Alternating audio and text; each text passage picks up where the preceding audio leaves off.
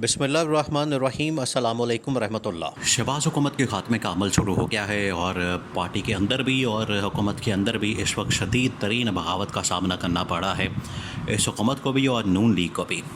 और एक एक करके ये अब अंजाम की तरफ जा रहे हैं। जो इन्होंने देखिए, वैसे भी ये मशहूर मुहावरा, मशहूर कहावत है कि जो किसी के लिए गड़ा खोता है वो ख़ुद उसके अंदर जाके गिरता है। और ये अमली तौर पर साबित कई मरतबा हो चुका है। अब इस गवर्नमेंट के ऊपर यह साबित होने जा रहा है। इन्होंने जो गड़ा खड्डा इमरान खान के लिए खोदा था, जो साजिशें, मंसूबे, जो इनकी जानिब से प्लान्स इमरान खान के ऊपर गद्दारी का मुकदमा बनाने, पीटीआई के ऊपर पाबंदी लगाने, उसकी पार्टी को तोड़ने, तितर-बितर करने और उसकी पार्टी को क्रश करने, इमरान खान को माइनस करने, तमाम के तमाम मंसूबे जो नून लीग पीपल्स पार्टी की जानिब से बनाए गए थे, उनके अंदर से अब बगावतें होना शुरू हो गई हैं और इस्तीफ़े पर इस्तीफ़ा आना शुरू हो गया है। सबसे पहले तो नून लीग इस वक्त अपनी खैर बनाई, क्योंकि उसको जिस तरीके से अब इस हफ्ते के अंदर झटके लगने हैं और वो ज़लज़ले से कम नहीं होने।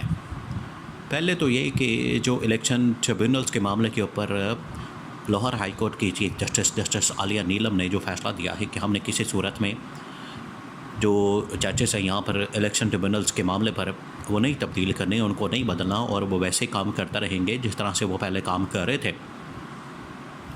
अब केसेस खुलने जा रहे हैं, हल्के खुलने जा रहे हैं और इसके अंदर मरीम नवाज़ का हल्का, इसके अंदर शहबाज शरीफ का हल्का, नवाज़ शरीफ का हल्का, इसके अंदर लाहौर के जितने हल्के हैं वो सारे के सारे खुलने जा रहे हैं, जिसमें ख़ास तौर पर इन्होंने धांधली करके मकमका करके आपस में इन्होंने पूरी इंतज़ामिया के साथ मिलकर इलेक्शन के अंदर मैनेजमेंट करके, मैनिपुलेशन करके इलेक्शन जीता है, इलेक्शन निकाला है, इमरान खान के जीते हुए कैंडिडेट्स को हरवाया है और ख़ुद हारे हुए कैंडिडेट्स जीते हैं।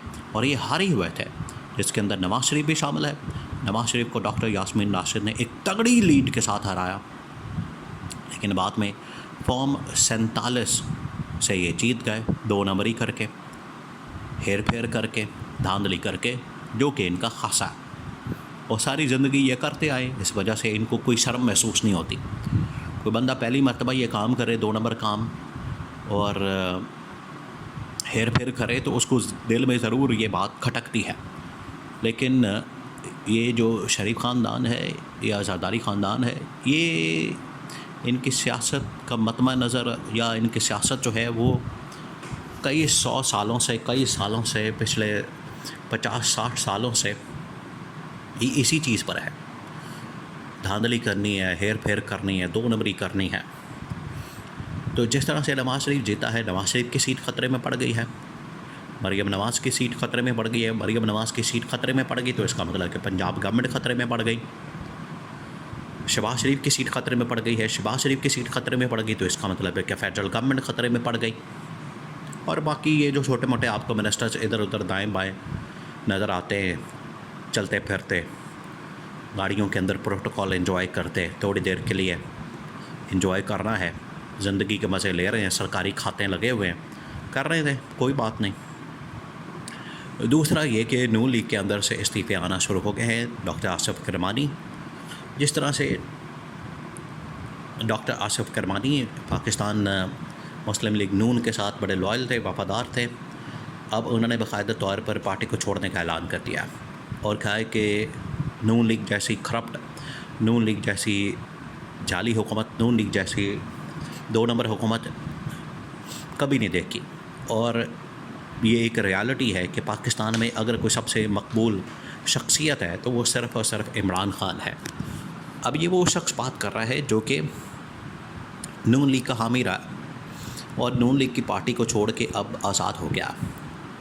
और सिर्फ ये नहीं, शाहिद खाकान अब्बासी, मफ्ता इस्माइल, दानियाल अज़ीज़, मोहम्मद ज़ुबैर, एक लंबी लिस्ट है नून लीग के अंदर जो कि इस्तीफ़ा दे के पार्टी छोड़ के नवाज़ शरीफ के ऊपर अदम एतमाद करके, उसको करप्ट कह के, उसको जाली कह के, उसको 2 नंबर कह के बाहर आ गया। और इन्होंने जब देखा है कि आवाम ने 2024 में इनको रिजेक्ट कर दिया, इमरान खान को वोट दिया, शरीफ ख़ानदान को रिजेक्ट कर दिया, तो उस वक्त इनको अंदाज़ा हो गया था। अब कोई बंदा इनके अंदर, गवर्नमेंट के अंदर भी ये होने के बावजूद, लेकिन गवर्नमेंट में होने के बाद, बड़े मिनिस्टर बनने के बाद आपके बड़े प्रोटोकॉल ठाट बाट होता है। आप अपने हलके में जाते हैं तो किसी और नज़र से देखा जाता है। आपके आगे पीछे हूटर वाली गाड़ियाँ होती हैं, वीको डाले होते हैं, सिक्योरिटी लगी होती है, प्रोटोकॉल लगा होता है, रूट लगा होता है, तो हल्के के अंदर आपकी बड़ी बहचा हो जाती है। लेकिन इनके अंदर इतनी हिम्मत नहीं है ये अपने हलकों में जा सके। उसकी वजह यह है कि इनके हलकों ने इनको वोट दिए ही नहीं। ये तो 2 नंबर तरीके से जीते हैं।